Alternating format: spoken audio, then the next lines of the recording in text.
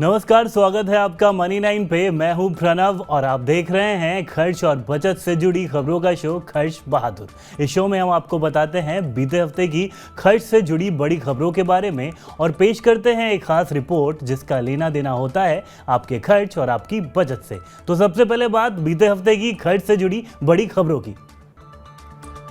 इस बार summer season में चीनी महंगी हो सकती है। ऐसा इसलिए क्योंकि मार्केटिंग ईयर 2022-23 में चीनी का उत्पादन सालाना आधार पर 10% तक घटने का अनुमान है। गर्मियों में कोल्ड ड्रिंक्स और आइसक्रीम की डिमांड ऊंची रहने से चीनी की मांग भी मजबूत होती है।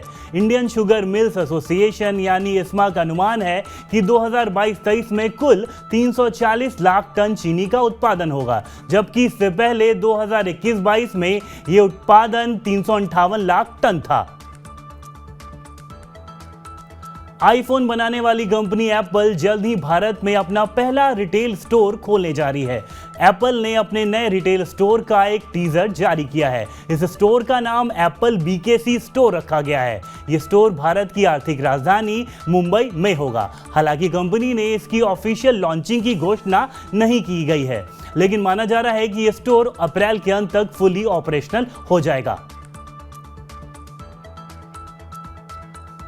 टेलीकॉम कंपनी वोडाफोन आइडिया ने पोस्टपेड कस्टमर्स के लिए एक नया प्लान पेश किया है। हाल ही में वोडाफोन आइडिया ने 181 रुपए वाला डेटा रिचार्ज पेश किया था।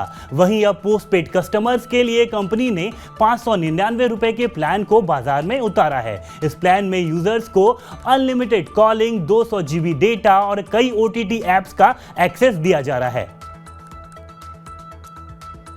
देश में नेचुरल गैस की कीमत तय करने के नए फॉर्मूले को मंजूरी मिलने के बाद अब कंपनियों ने CNG और PNG की कीमतों को घटाना शुरू कर दिया है। नई कीमतें 7 अप्रैल से लागू हो गई हैं। अब दिल्ली में CNG 73 रुपये 59 पैसे प्रति किलो और PNG 47 रुपये 59 पैसे प्रति यूनिट पर आ गई है। वहीं मुंबई में CNG 79 रुपये प्रति किलो और PNG 49 रुपये प्रति यूनिट पे बिक रही है। PNG के दाम में ये कटौती होने से 1 करोड़ से ज्यादा कंज्यूमर्स को अब फायदा होगा।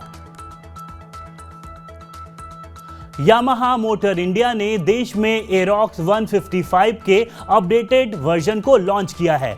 ट्रैक्शन कंट्रोल सिस्टम यानी TCS के साथ मिलेगा अपडेटेड इंजन। कीमत होगी 1,43,000 रुपए। ये मैक्सी स्पोर्ट्स स्कूटर भारत में अपने वर्ग में TCS देने वाला पहला स्कूटर है। नई 2023 यामाहा एरोक्स 155 को 4 अलग अलग वेरिएंट में लॉन्च किया है। साथ ही कंपनी ने मोटो GP वेरिएंट को डिसकंटिन्यू करने का भी फैसला किया है। तो हेडलाइन से अब आगे बढ़ने का समय आ गया है। चलते हैं हम अपने इस हफ्ते की स्पेशल रिपोर्ट की तरफ। इस रिपोर्ट में हम बताएंगे कि इलेक्ट्रॉनिक अप्लायंसेज और गैजेट के एक्सचेंज का गणित क्या है और आपको समझाएंगे कि ये जो सौदा है ये फायदे का है या फिर नहीं है और आपकी बचत बढ़ाने में आपकी कितनी मदद करता है। तो ये सब जानने के लिए चलिए देखते हैं हमारी ये खास रिपोर्ट।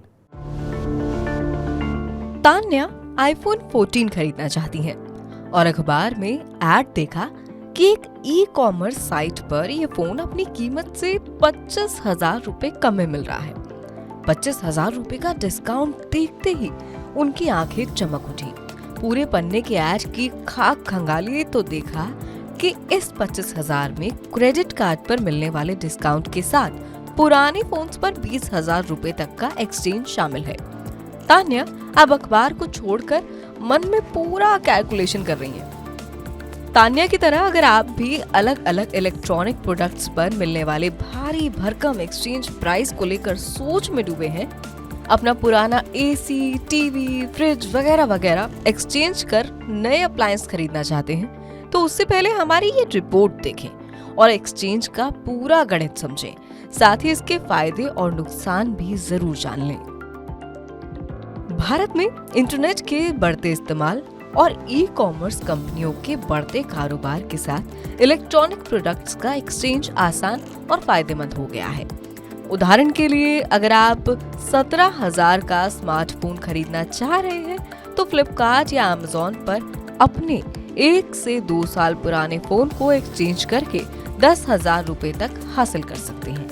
और ऐसे में आप महज 7,000 रुपए में नया फोन ले सकते हैं। इसी तरह अपना पुराना टीवी भी नए के बदले एक्सचेंज कर सकते हैं, लेकिन एक्सचेंज में मिलने वाली कीमत आपके पुराने प्रोडक्ट्स के इस्तेमाल पर निर्भर करेगी।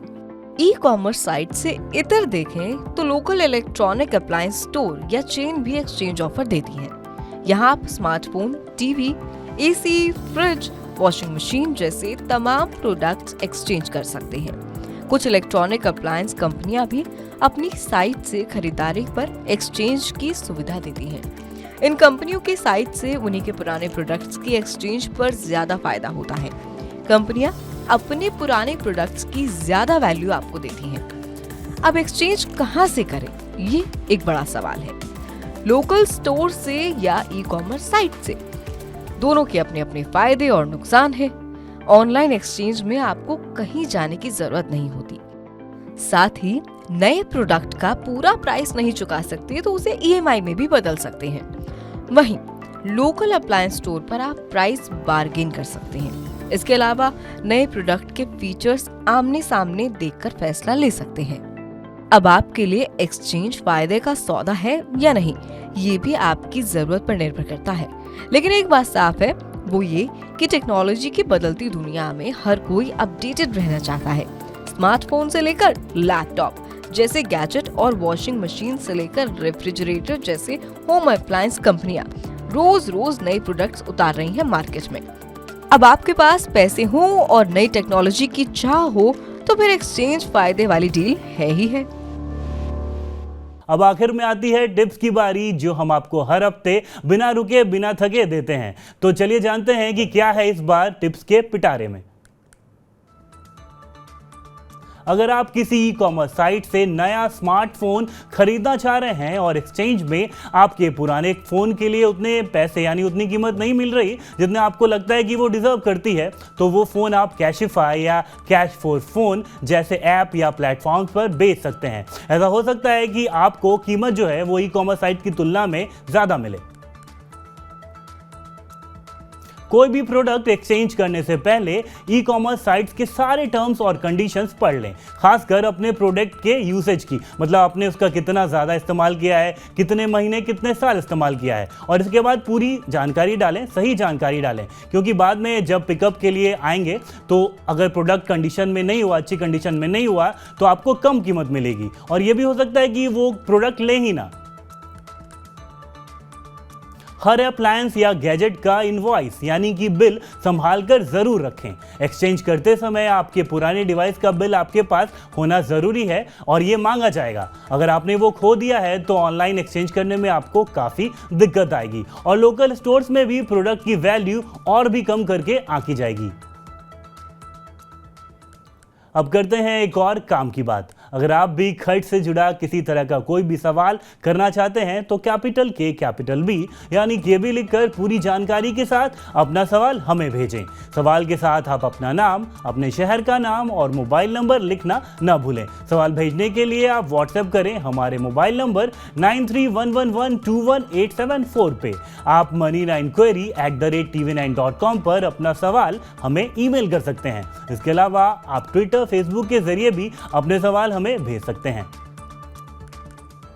अब आखिर में एक जरूरी बात, फिनटेक जगत की हर छोटी बड़ी खबर, फिनटेक कंपनियों की फंडिंग, उतार चढ़ाव, ऐसे तमाम पहलुओं के बारे में जानने के लिए आप देखिए हमारा शो फिनोमनी, जो कि अंग्रेजी और हिंदी दोनों ही भाषाओं में उपलब्ध है। लेकिन ये शो देखने के लिए आपको डाउनलोड करना होगा मनी9 ऐप, तो देरी ना करें, तुरंत डाउनलोड करें हमारा ऐप। तो खर्च बहादुर में आज के लिए इतना ही। अगले हफ्ते आपसे फिर मिलेंगे नई खबर, नई रिपोर्ट और नए टिप्स लेकर। तब तक के लिए आप देखते रहिए मनी9 और हमारे बाकी दूसरे शोज। नमस्कार।